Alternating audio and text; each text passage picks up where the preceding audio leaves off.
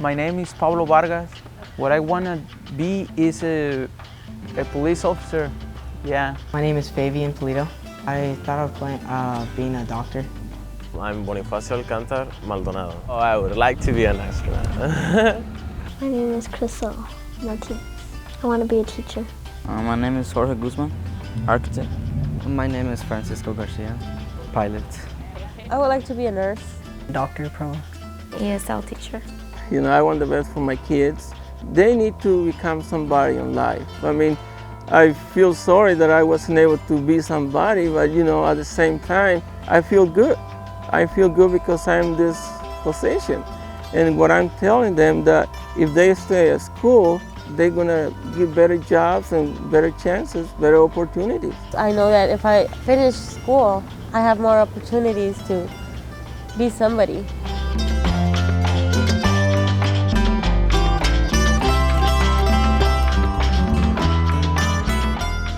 Who are Latino students? They are young and they are adults. They are middle income, they are poor. They speak English, they speak Spanish. They are fourth generation. They are recent immigrants. They are US citizens. They are undocumented. They come from El Salvador, Puerto Rico, Mexico, and other Latin countries. Their families live, work, and worship here. Many of their parents work in the fields, fisheries, and factories. Some are teachers, doctors, and lawyers. They pay taxes. They have strong family values. They respect their teachers. They want to get an education. The kids are very respectful. It's incredible. There are times when you feel like, no, these kids don't care about anything. They're really respectful. They come from a culture where being a teacher means being almost a dad or a mom. So they keep that in here. 45% of Latinos drop out of school. 40% of the Latinos who drop out of school do so before the 8th grade. Most of those kids do not identify themselves with the system.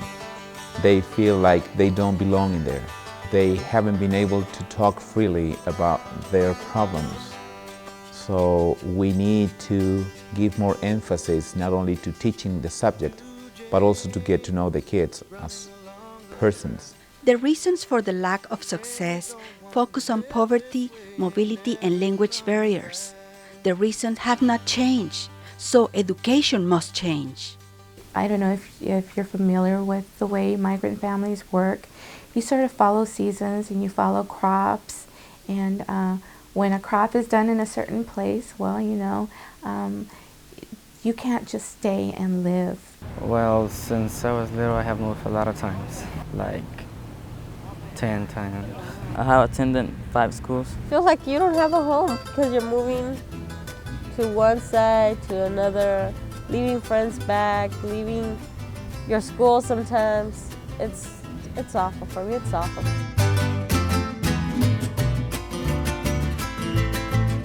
My dad works in the apple field, and my mom, she works at the, how do you say, empaque? I don't know. I work every summer with my mom, cherry picking. I started working in the fields when I was very young. I was around 4 or 5 and started taking care of kids at around that age. And that's not unusual.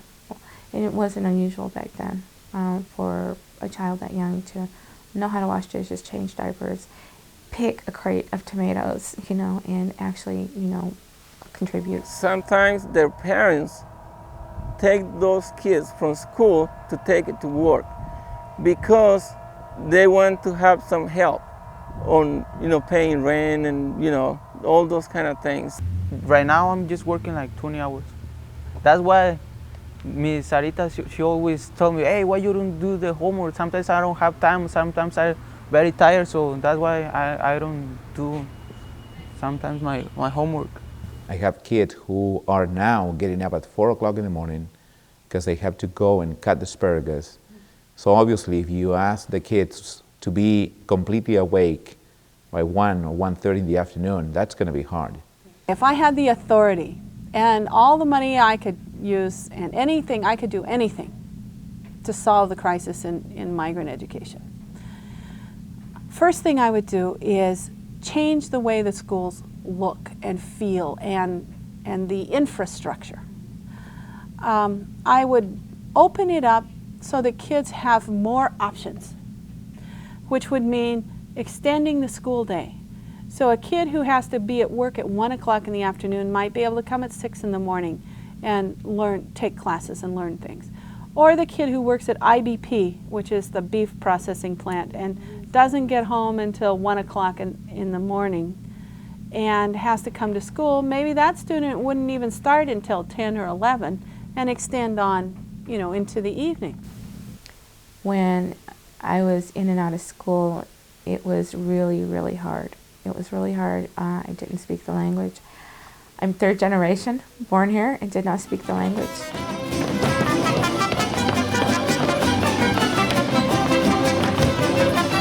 First of all, if they come in without knowing English, they have a tremendous burden or an obstacle to overcome. I mean, it's very hard to learn another language, and then at the same time keep up with the academics. So, if you walked into a classroom every day, or into any situation, into a job or a social situation, and every day you were a failure, you wouldn't keep going back. But I feel different because I know I don't speak English very well, but that's why I feel kind of different. It's very hard because when you from other place, you have a different culture and different ways to live, diferente modo de vivir. It's hard because te tienes que adaptar a como viven aquí y otro idioma, so that's very hard.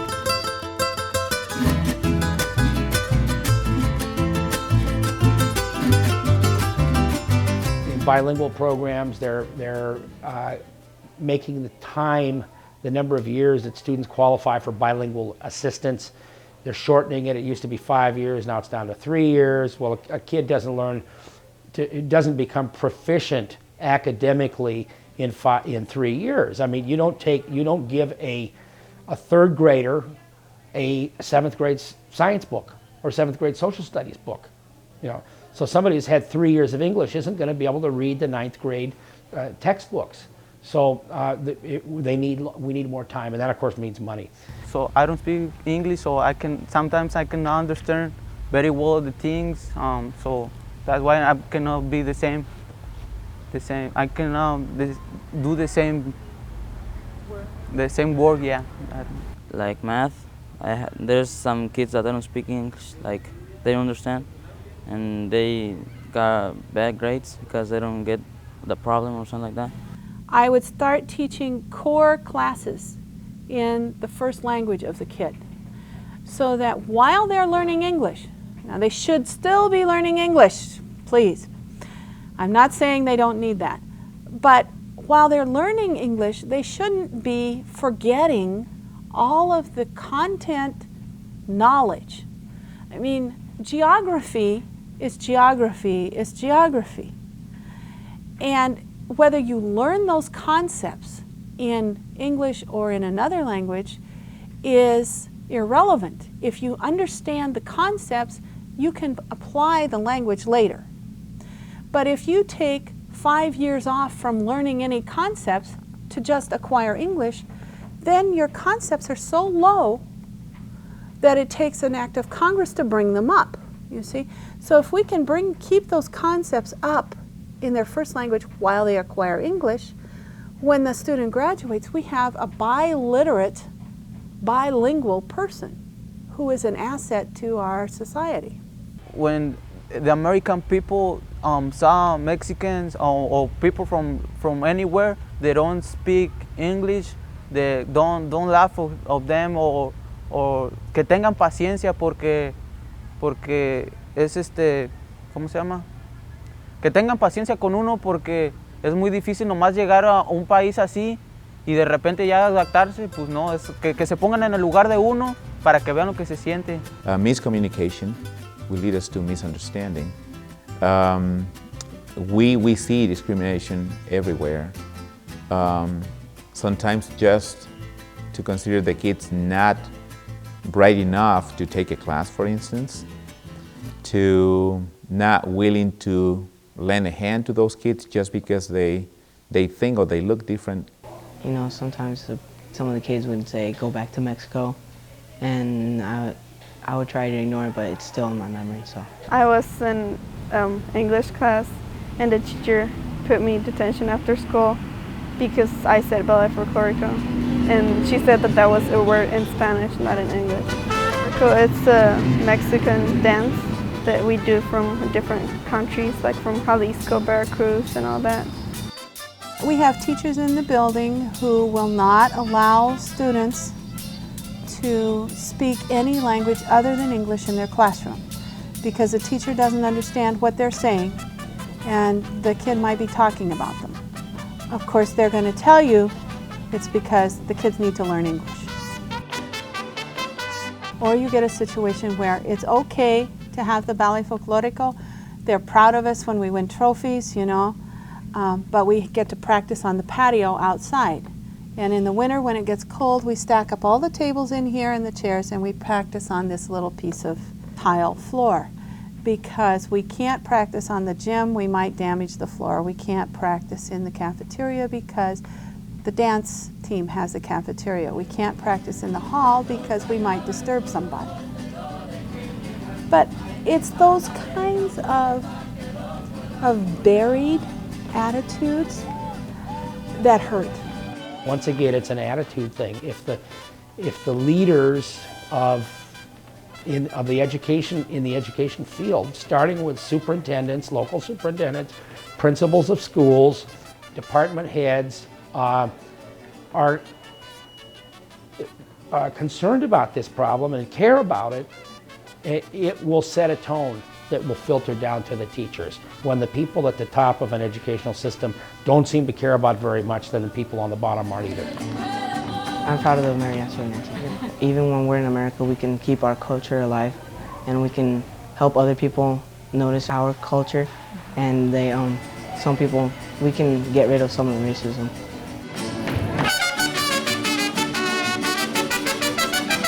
I think the parents are intimidated by the school system. Migrant parents, most of the parents of my students have probably gone no further than elementary school than 6th grade. A lot of them may have only 1 or 2 years of school. I want to go to college, but I don't know what's going to happen. So one key point is every kid should have a mentor who helps him or her to access the system, to learn what classes you have to take to get through high school, to learn how to fill out those college application forms, how to make a portfolio, to do some mock interviews, to learn how to do the research paper with all the correct bibliographies and stuff. And a lot of us, our parents were able to do that in whole or in part. My mentor, Mr. Godoy, got a call from the leader of the organizer of the LEAP conference saying that the person that I met, Bob Craves, who is a co-owner of Costco Incorporated, that he was really impressed of what I said at the conference, that he was willing to give me a full ride 4-year scholarship to Seattle University. The participation of parents, it's in the case of the high school, at Royal High School, it's more than great. We started with checking as an insight what were teachers doing wrong because Hispanic parents were not coming. Then we realized that when we have all the information in English only, that is a barrier. Well, I'm very proud to be next to my girl. And what can I say? I mean, I feel good, I feel great, especially now that she might get to go to Seattle University. And what I can tell her, you know, I wish her the best and stay in school. I guess all of that boils down to making each kid feel that he or she is important, okay? Because when each kid feels that they have value in society, and when each kid can see that there's some purpose to learning some of this stuff, then you've got them. then they have a chance to graduate, to make it. But first they have to believe in themselves. Most of the kids who drop out, many of them just don't believe in themselves. They can't envision themselves succeeding, and they give up. Because if you have a teacher that's like, oh, you don't know how to do this, you don't know how to do that, well, suppose we come to school to learn. And I feel good, because my teacher always like, don't be embarrassed. You ask me if you don't know, because I'm here for you. The first thing we have to be careful when teaching Latino students in general is that we cannot consider them as second-class students. They all bring a huge suitcase of abilities and skills, probably in just one language. But as soon as they feel welcome, you start discovering so many positive things from those kids. I think if there's a day and it passes and you don't know nothing that day was like nothing, because you didn't learn nothing. And at school, well, you come all the days, and every day it's something new, and you learn something new.